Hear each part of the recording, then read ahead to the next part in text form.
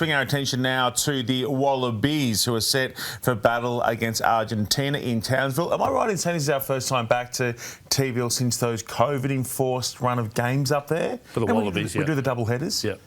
And we had the Reds have been there, but not the Wallabies. Yeah. Thought so. I can't wait, fellas. It's going to be epic. Let's talk squad. So that's been announced. Let's start with Pete Samu coming in. Do you think we see him...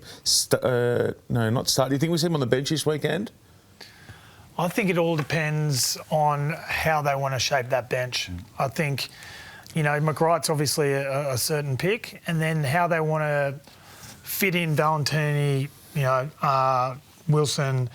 Hooper's been playing so bloody well. And then you've also got Lukan Saikoloto, whether you play him at 6 or you play him in the second row. I'd say if Will Skelton was still there, you could play him at 6, but I think maybe without Skelton there, you need him sort of in that second row spot, sort of shoring that up.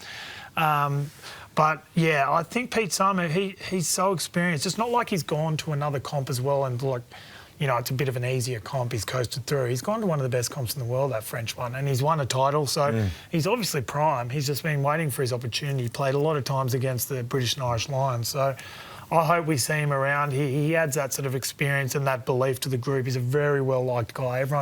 He's a very enjoyable guy to be around in the squad, so I think we'll see a lot of him over the next couple of weeks and then hopefully against New Zealand as well. Yeah, you look at what Schmidt normally does bring guys. He often gives them a block of time with the group before picking them. So maybe, if they're only just gone into camp for this week, they've gone back to their home states and had a little bit of a break on the return back from Africa to get over the jet lag as well. So it's not a massive block of time together. It's a week's prep into a test match. I would have thought the only real chance maybe is if they pick a 6-2. Because of the guys that you've mentioned. And they're very happy with the Williamses and guys like that as well, in and around that back 5 in the forward pack. The interesting one is you referenced Lukan Salakaia-Loto. So without Will Skelton for the moment, I think Nick Frost has been in career best form, and I reckon a lot of that is the balance between him and Skelton, and I wonder if Salakaia-Loto is a closer like for like, which complements whoever's there. Harry Wilson was almost pickable the Thursday before the Cape Town Test match, so he should, you would think, be available for selection. So the great thing is, so many guys could get picked and you'd go, OK, I've got confidence in that. There's not 3 or 4, there's 6 or 7 guys now you could pick in the back 5 of the Wallabies. Sadly, Skelton goes to France with Langy Gleeson. I thought we had him locked down. I thought Australian Rugby had him squared up. I could have sworn I saw a headline that said he's here through to the end of the Bledisloe. I read that, didn't I? Was it the Manly Daily? Or No, I'm sure I read that. Yeah. No, I think it's... And actually, if you haven't seen it, Inside Line with Michael Checker and the boys last week was really good discussion around the realities of Reg 9 and availabilities and the balance between club and country. I think it's very much a discussion between Ronan O'Gara and La Rochelle and Australian Rugby and Joe Schmidt. Just a give and take. La Rochelle had a bit of a disappointing back end of their season. Remember, Ronan O'Gara had to leave the Lions tour where he was in comms and had to go back and just make sure everything was set up. He came back in. So I think they'd want Will Skelton for a block of time. It looks like there's been some discussion where, OK, we'll give him back to you here.